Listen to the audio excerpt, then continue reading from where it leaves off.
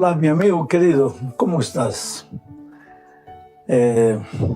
Cristo viene pronto, ¿sabes?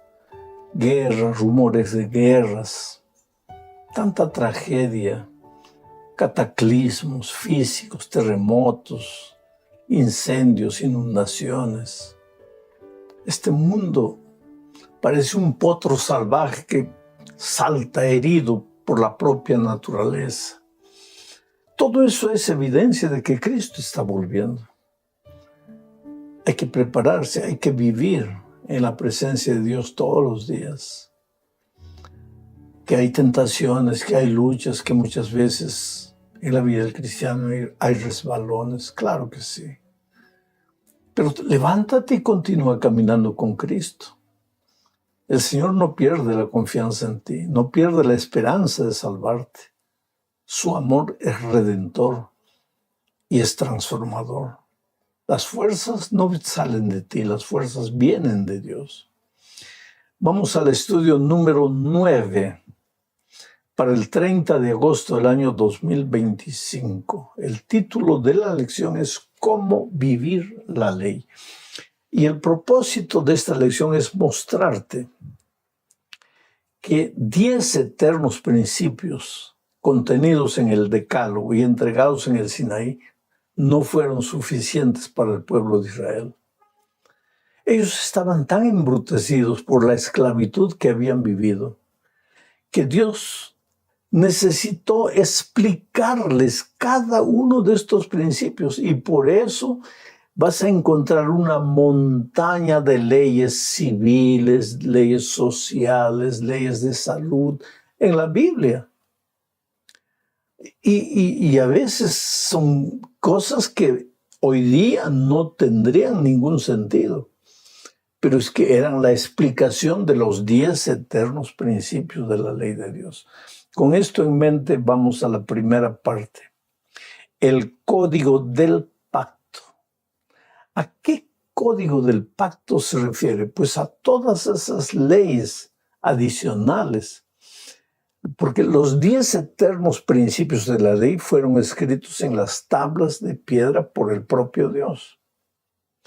Pero las leyes civiles, sociales, de salud, en fin, que comúnmente se llama ley ceremonial, esos fueron escritos en otro libro aparte, llamado el Código del Pacto.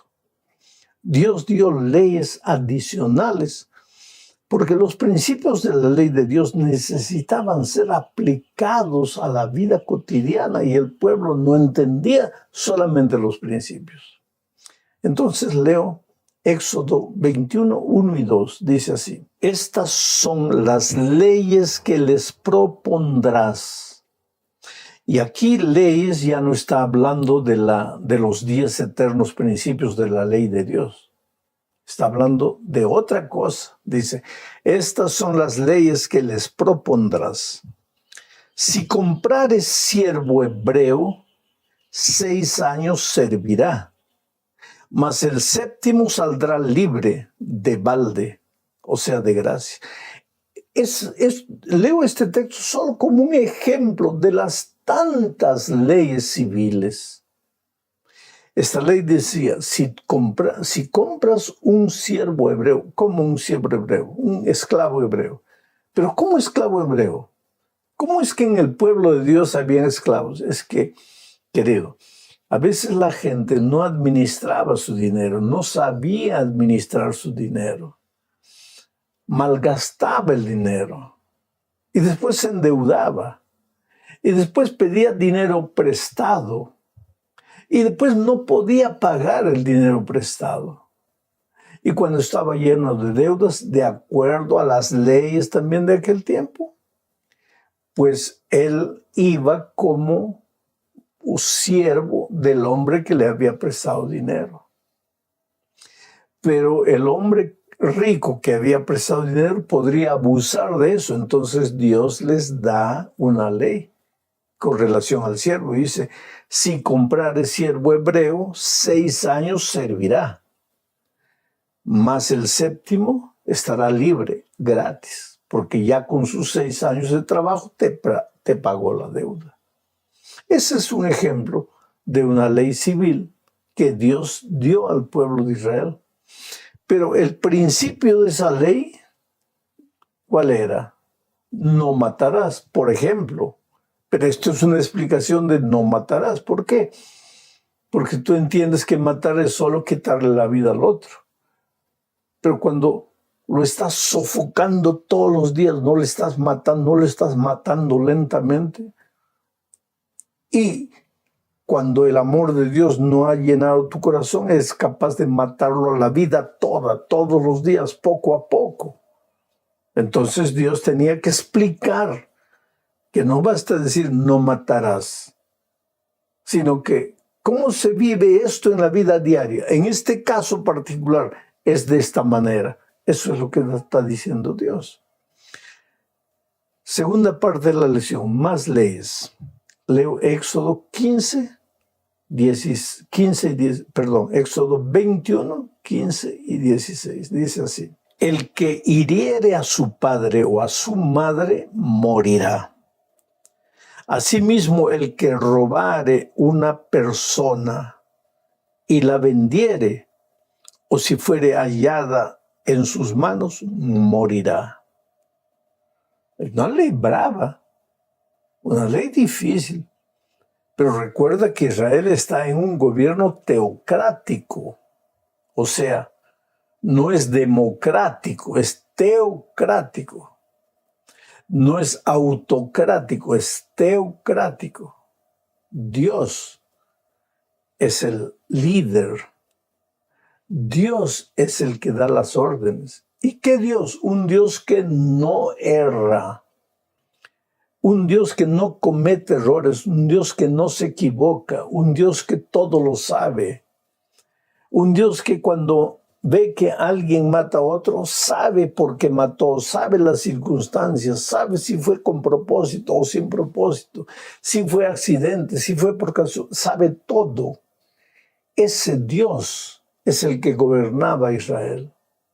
Y ese Dios dio todas estas leyes. Y esta ley, por ejemplo, es una ley difícil de aceptar así desde nuestro punto de vista humano. Si hieres a tu padre o tu madre, y ese herir a tu padre o tu madre no era solo atacarlo físicamente, sino maltratarlo. En el tiempo de Israel, si maltratabas a tu padre o a tu madre, pena de muerte para ti. Y un secuestrador que robaba a una persona para pedir dinero, muerte para él. Pero eso era en un gobierno teocrático, donde había un Dios que no se equivoca. Porque hoy día a veces los seres humanos cometemos errores.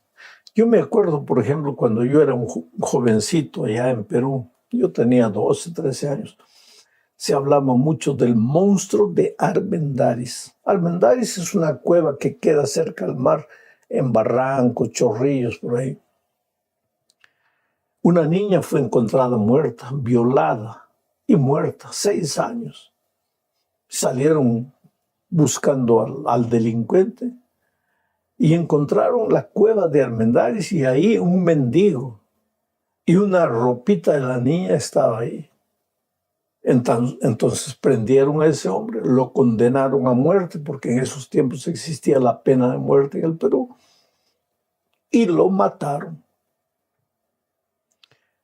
Días después de la muerte de este hombre, encontraron a otro violador, lo prendieron, y al sacarle la información, él confesó que él había matado a la niña de 6 años. Y el monstruo de Armendáriz, como le llamaron, era inocente. Él solamente había recogido la ropita, aprovechando que era un mendigo, quería abrigarse, y nada más. Pero murió inocentemente. ¿Por qué?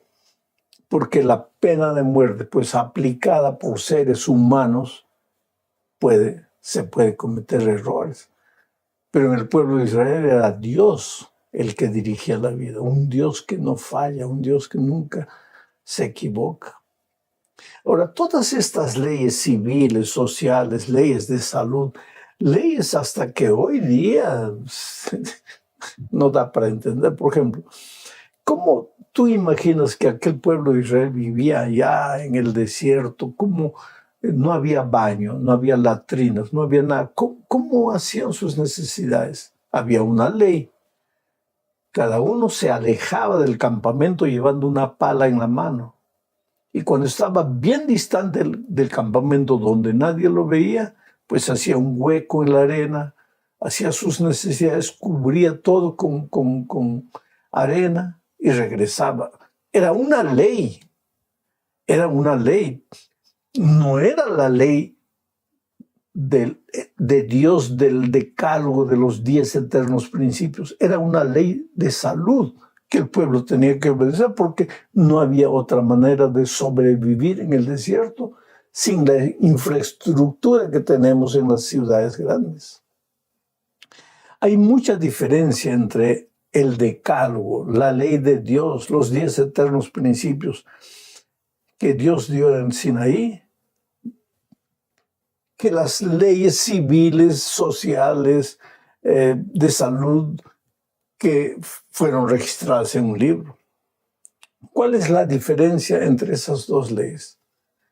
Te voy a explicar. Mira, por ejemplo, el autor, la ley del Sinaí con los 10 eternos principios fue dada por Dios directa y personalmente. Mientras que la ley del código del pacto, las leyes ceremoniales, civiles, lo que tú quieras llamarle, esas leyes fueron dadas por Dios, pero a través de Moisés. No fue Dios que habló, fue Moisés que entregó esas leyes al pueblo. Segundo, la ley de los 10 eternos principios del Sinaí fueron escritos por la mano de Dios, mientras que el libro del pacto fue escrito por Moisés. Tercero, la ley de los eternos principios en el santuario de Israel era colocado dentro del arca del pacto. Las otras leyes eran colocadas al lado del arca del pacto. Cuarta diferencia. La ley de los 10 eternos principios son universales y eternos, mientras que las otras leyes son temporales y nacionales. Eran para Israel apenas. Otra diferencia. La ley de los 10 principios contenían normas morales y espirituales. Las otras leyes tenían normas judiciales, sociales, sanitarias, etc. Otra diferencia más. La ley de los eternos principios es eterna, sirve para toda la raza humana, pero podemos aprender mucho de esas leyes. Por ejemplo, de la ley de la alimentación. Nosotros podemos aprender. ¿Por qué? ¿Por qué no comemos gato, perro, ratón, culebra? ¿Por qué? Porque la palabra de Dios dice eso. Si tú lees las leyes de la salud, vas a ver eso. Y hoy día que ya estamos en el Nuevo Testamento, ¿podemos comer perro, gato, ratón, culebra? No. ¿Y por qué no? Pues porque vale la pena aprender. No te vas a perder, pero vas a aprender para tu propia salud y vas a ser feliz. Porque esas leyes del libro del pacto fueron entregadas para el pueblo de Israel, para la felicidad y la armonía, que en realidad eran una explicación detallada, mínima, para ser aplicada a la vida diaria, extraídas de los 10 principios de la ley de Dios. Vamos a la tercera parte, el plan original de Dios. Mira, el plan original de Dios cuando sacó a Israel de Egipto no era que Israel conquistase la tierra de Canaán. No. Era que Israel recibiese la tierra de Canaán por gracia. Y leo lo que dice Éxodo 23, 20 al 23. Mira, he aquí yo envío mi ángel delante de ti para que te guarde en el camino y te introduzca en el lugar que yo he preparado. Guárdate delante de él y oye su voz. No le seas rebelde, porque él no perdonará vuestra rebelión, porque mi nombre está en él. Pero si en verdad oyeres su voz e hicieres todo lo que yo te dijere, seré enemigo de tus enemigos y afligiré a los que te afligieren. Hay algunos pensamientos interesantes en este texto. He aquí yo envío mi ángel delante de ti. ¿Quién es ese ángel? El Señor Jesucristo. ¿Cómo acompañaba al pueblo de Israel? En la columna de fuego, en la nube que los protegía, en la roca, en el maná. Cristo estaba en todo. Cuando Cristo dijo personalmente en esta tierra, comed mi carne, no se estaba refiriendo al maná, pero no era comer en el alma, comer en el espíritu, era asimilar sus enseñanzas, era vivir una vida de comunión con él. El ángel del Señor acompañó, Cristo acompañó al pueblo de Israel en todo el tiempo. Y le dijo, obedece. Dios le dijo al pueblo, obedece a mi ángel, obedece al Señor Jesucristo, obedece a mi Hijo, obedece mi dabar, mi palabra. Obedece. ¿Por qué? Porque si le obedeces, Él te va a introducir en la tierra que yo he preparado para ti. O sea, el hogar celestial, tú no lo vas a conquistar por tu obediencia. El hogar celestial va a ser un regalo de amor, por gracia entregado a ti. Así como Canaán para el pueblo de Israel fue un don gratuito. ¿Qué hicieron ellos para derribar los muros de Jericó? Nada. Tocaron trompetas, alabaron el nombre de Dios. Pero las murallas cayeron y ellos entraron y recibieron la tierra por gracia. Vamos a la cuarta parte de este estudio. Vamos a estudiar algo medio complicado aquí, ojo por ojo. Cuando Jesús estuvo en esta tierra, Él dijo en Mateo 5, 38 y 39 lo siguiente. Oísteis que fue dicho, ojo por ojo y diente por diente. Pero yo os digo, no resistáis al que es malo.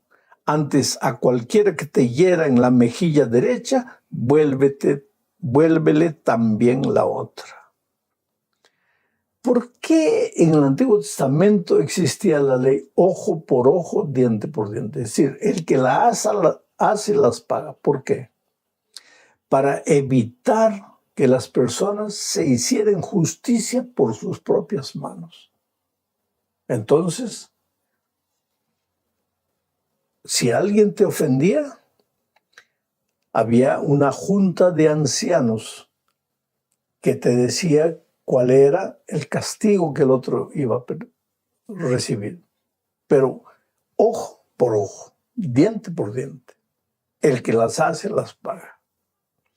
Pero con Cristo es diferente. ¿Por qué? Porque Cristo viene no a transformar las leyes, Cristo viene a transformar el corazón. Y cuando una persona es convertida, ya no toma la venganza en sus propias manos. Ya no quiere hacer justicia por sí misma. Ahora, ni siquiera confía en los hombres, porque los hombres de la justicia humana fallan constantemente, porque también son seres humanos.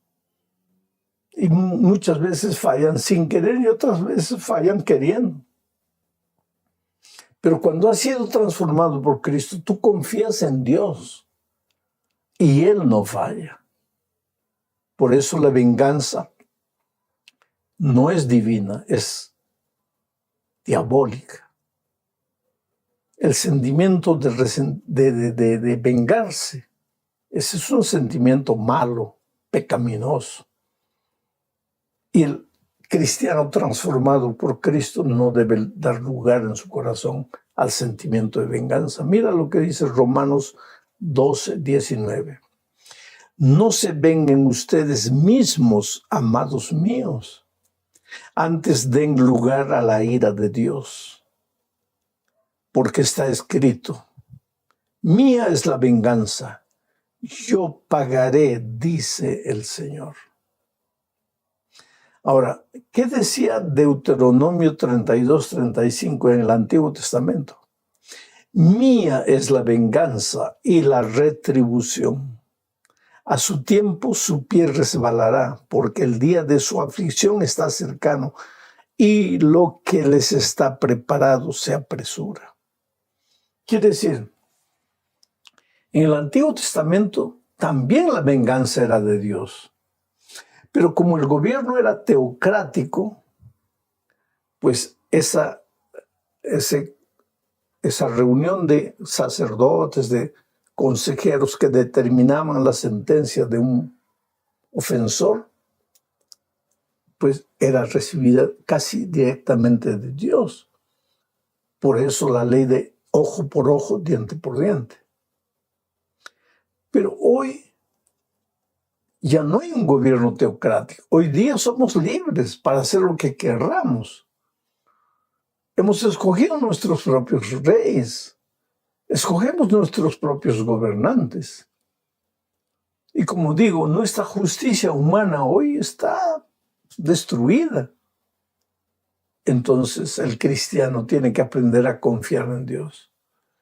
Que los hombres cometan injusticias es doloroso y es triste. ¿Que da ganas de retrucar? Claro que sí, humanamente. Pero si has sido transformado por la gracia redentora de Cristo, tu actitud va a ser diferente. Porque ahora tú has visto las obras grandes de Dios en tu vida. Y no vas a vivir como los hombres que no conocen a Dios viven. Vas a vivir como luz en este mundo de tinieblas. Estás sufriendo porque alguien fue injusto contigo. Quisieras gritar para que se haga justicia. Tal vez en este mundo no recibas la justicia humana. Pero Dios corrige las cosas a la vuelta de la esquina. Ten paciencia, confía en Él. Dios te ama. No te ama solo cuando las cosas te salen bien. Cuando todo te sale mal, Dios te sigue amando. No olvides eso. Un abrazo.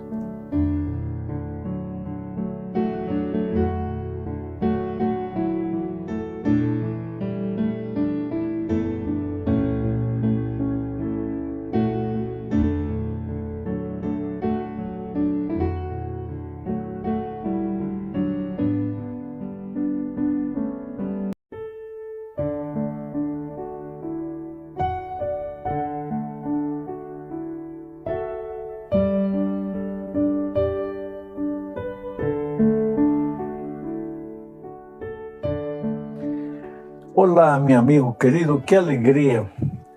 Nuestra gratitud a Dios por sus bendiciones, por la oportunidad que Él siempre nos da. Cada día es una nueva oportunidad. Ayer pasó, mañana no llegó, hoy es el día. Vamos al estudio de la lección número 10 para el 6 de septiembre del año 2025. El título de la lección es El pacto y el modelo. Y el propósito de esta lección es mostrarnos que aunque en cualquier pacto que hacen dos personas hay deberes, hay obligaciones de parte de cada uno, lo que Dios quiere con sus hijos no es apenas un convenio frío. Tú haces esto y yo hago aquello. No. El centro del pacto de Dios es el amor. Eso es lo que Dios quería hacer con Israel en el pasado. Es una pena, una tristeza que Israel nunca entendió. Y hoy también nosotros corremos el peligro de creer que la vida cristiana es simplemente un código de deberes, que ser un buen cristiano es hacer esto, hacer lo otro. No quiero decir que en la vida cristiana no haya obligaciones, no haya responsabilidades, así como beneficios que recibimos del Padre. No. Eso es parte de la realidad de la vida. El asunto es que los deberes y las obligaciones, cuando no existe amor entre Dios y nosotros, es un fardo pesado, es un fardo frío. Ahora, por eso lo que mejor ilustra la relación entre Dios y nosotros es la relación de los esposos. Cuando un esposo ama a su esposa, hace cualquier cosa, no por obligación, no por deber, hace por amor. Y es la misma cosa con Dios. Él quiere que andemos en sus caminos no por obligación, sino por amor. Por eso hizo todo para conquistar tu corazón. Y si tú también le has entregado el corazón a Dios, tu vida cristiana va a ser una experiencia llena de felicidad, de paz, de alegría. Entonces vamos al primer subtítulo de este estudio, hablando de el libro y la sangre. ¿A qué libro se refiere? Bueno, al bajar Moisés del monte, habiendo recibido no solo los 10 mandamientos, sino también las instrucciones todas sobre la vida civil, la vida familiar, la vida como sociedad de Israel, pues Moisés escribió todo eso en un libro. Es a ese libro que se refiere. Pero para entender mejor todo esto voy a leer el texto bíblico, Éxodo capítulo 24, versículos 7 y 8. Dice así: y tomó el libro del pacto y lo leyó a oídos del pueblo, el cual dijo: haremos todas las cosas que Jehová ha dicho y obedeceremos. Entonces Moisés tomó la sangre y roció sobre el pueblo y dijo: he aquí la sangre del pacto que Jehová ha hecho con vosotros y sobre todas estas cosas. Voy a explicar un poco lo que está diciendo este texto. Moisés bajó, escribió todas las órdenes que había recibido de Dios en un libro, el libro del pacto, y lo presentó al pueblo. ¿Cuál fue la reacción del pueblo? Dijeron: haremos todo lo que el Señor ha mandado. Miren, en ningún momento desconfiaron de su humanidad. Simplemente confiaron en que ellos tenían la disciplina necesaria, la fuerza de voluntad necesaria para cumplir todo lo que Dios había pedido. Moisés hizo algo interesante. Mandó sacrificar un cordero y con la sangre de ese cordero roció el libro del pacto para enseñarles qué cosa.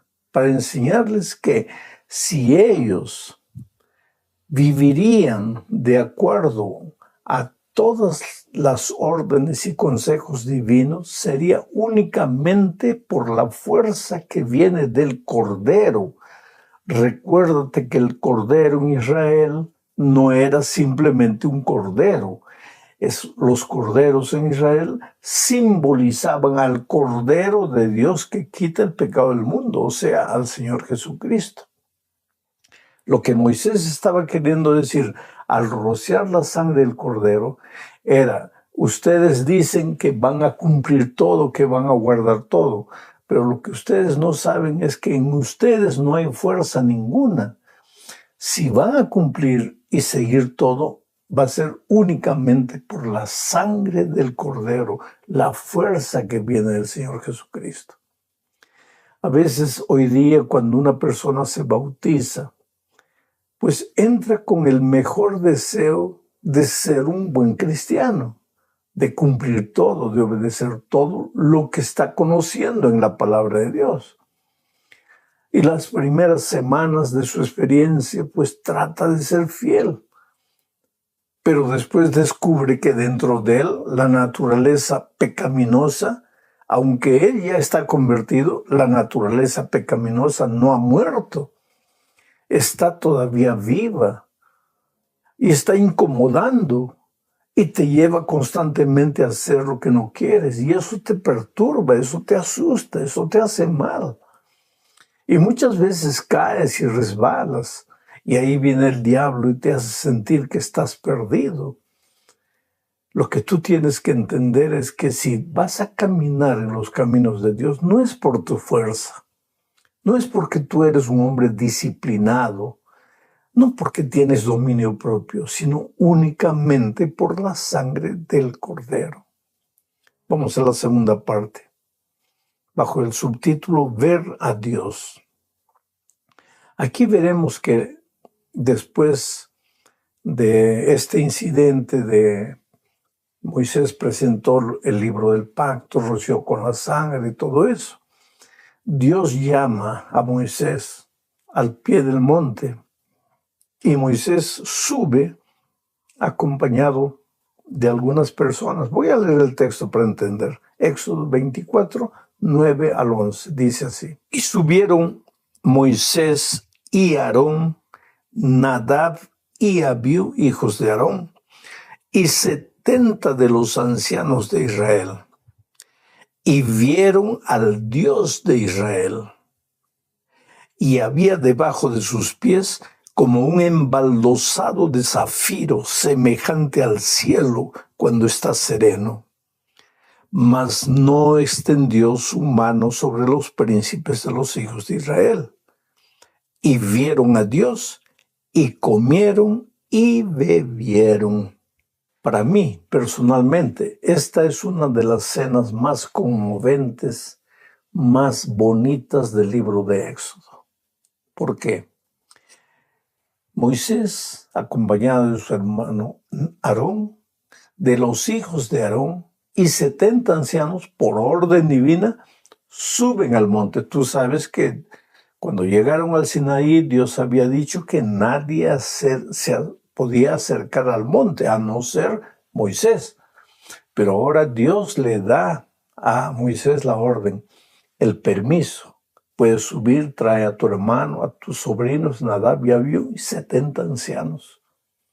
Y ellos llegaron a la falda de la montaña. Y el texto bíblico dice que vieron a Dios y comieron con Dios.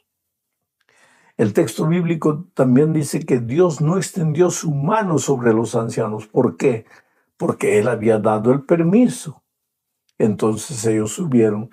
Hubo un momento de regocijo, de alegría, de compañerismo. Los ancianos subieron para decirle a Dios que harían todo lo que había Moisés escrito en el libro del pacto. Pero Dios preparó una comida para ellos. No fue una comida simplemente para satisfacer las necesidades físicas. Era una comida que en realidad era más que comida. Era un momento de comunión y de compañerismo. Mira, en mi país hay una comida interesante llamada pachamanca. Pacha en quechua tierra, manca olla, pachamanca, olla de tierra. Es una comida que se prepara en la tierra. Se calientan piedras, se coloca después la comida debajo de la tierra con esas piedras, con hierbas aromáticas y es una comida deliciosa, pero es que la pachamanca no es comida. Y eso es lo que a veces mucho peruano no sabe. La pachamanca es una institución familiar, porque generalmente se hacía en la época de la cosecha, más o menos en el mes de mayo. Y la tradición antigua de los antepasados decía que para que la pachamanca salga en su punto y sabrosa. Nadie de la familia debería estar peleado. Y si alguien había peleado durante el año, debían arreglar sus problemas. Porque si alguien participase, porque en la Pachamanca se invitaba a toda la familia, a los amigos más cercanos, si alguien estaba en discordia con otro, la Pachamanca no saldría bien. Otra cosa, en la Pachamanca todos trabajaban. Los niños iban al río a traer piedras. Los hombres cavaban el pozo, armaban el horno. Las mujeres preparando las humitas, el cordero, en fin, las papas y todo eso. Era una institución familiar, no era comida. Cuando yo leí esta parte del Éxodo me conmovió. Esa comida que Dios les presentó a los ancianos, a Moisés, a Aarón, no era comida, apenas comida. Era un momento de comunión, Dios con el hombre. Lo que Dios estaba queriendo decirles a ellos era: lo que más quiero yo no es que ustedes sean soldados que marchen según mis órdenes. Lo que yo quiero es que ustedes sean hijos amados. Por eso estoy aquí, el Padre con sus hijos, para tener un momento bonito de comunión. Vayan abajo y transmitan al pueblo que yo soy un Dios que los amo, un Padre que cuido de ustedes, no un sargento que da órdenes. Pero digo, pues, infelizmente el pueblo de Israel nunca entendió eso. Siempre miró a Dios con miedo por causa de su pecado, de su propia naturaleza rebelde.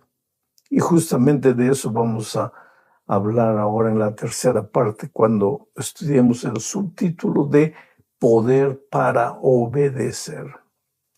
Oh, querido, el ser humano, por más que prometa a Dios, sí, voy a cumplir todo, como el pueblo de Israel, haremos todo, cumpliremos todo, no puede. ¿Y sabes por qué no puede? Porque tiene una inclinación natural hacia el mal. Adán, antes del pecado, él sí podía decir: Señor, yo haré todo, porque él tenía naturaleza perfecta, inclinación natural hacia el bien. Él no tenía inclinación al mal. Pero cuando Adán y Eva pecaron, adquirieron la naturaleza pecaminosa. Y ahora, con esa naturaleza pecaminosa, ¿qué pasó de padres para hijos, para nietos, para bisnietos? Y llegó hasta nosotros. Nosotros no tenemos condiciones de obedecer. Entonces, ¿es imposible obedecer? Desde el punto de vista humano, sí. Pero ahí entra Dios. Y mira lo que dice la promesa de Ezequiel capítulo 36, versículos 26 y 27. Leo: os daré corazón nuevo y pondré espíritu nuevo dentro de vosotros.